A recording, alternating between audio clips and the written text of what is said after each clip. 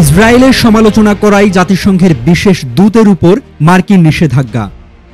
গাজায় যুদ্ধ চলাকালে ফিলিস্তিনিদের বিরুদ্ধে ইসরায়েলের নিপীড়নের সমালোচনা ও গণহত্যার নথিপত্র প্রস্তুত করাই জাতিসংঘের বিশেষ দূত ফ্রান্সেস্কা আলবানিজের উপর নিষেধাজ্ঞা আরোপ করেছে মার্কিন প্রেসিডেন্ট ডোনাল্ড ট্রাম্পের প্রশাসন। স্থানীয় সময় বুধবার মার্কিন পররাষ্ট্রমন্ত্রী মার্কো রুবিও এই নিষেধাজ্ঞার ঘোষণা দেন।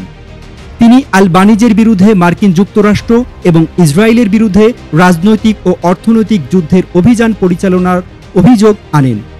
আল জাজিরার খবরে বলা হয়, আলবানিজ জাতিসংঘের অধীনস্থ অধিকৃত ফিলিস্তিনি ভূখণ্ড সংক্রান্ত বিশেষ দূত হিসেবে দায়িত্ব পালন করছেন এবং ইসরায়েলের মানবাধিকার লঙ্ঘনের অবসান ঘটাতে বৈশ্বিকভাবে অন্যতম সোচ্চার কণ্ঠস্বর হিসেবে পরিচিত। ইসরায়েল ও এর সমর্থকরা দীর্ঘদিন ধরেই আলবানিজের উপর সমালোচনা করে আসছে এবং তাকে তার জাতিসংঘের পদ থেকে সরানোর দাবি জানিয়ে আসছে।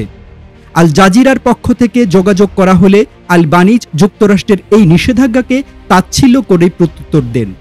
তিনি বলেন, তিনি তার কাজ চালিয়ে যেতে মনোযোগী।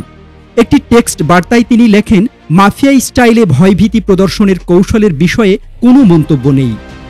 আমি সদস্য রাষ্ট্রগুলোকে গণহত্যা বন্ধ এবং দোষীদের শাস্তি দেওয়ার বাধ্যবাধকতা স্মরণ করিয়ে দিতে ব্যস্ত, আর যারা এর থেকে লাভবান হয় তাদেরও।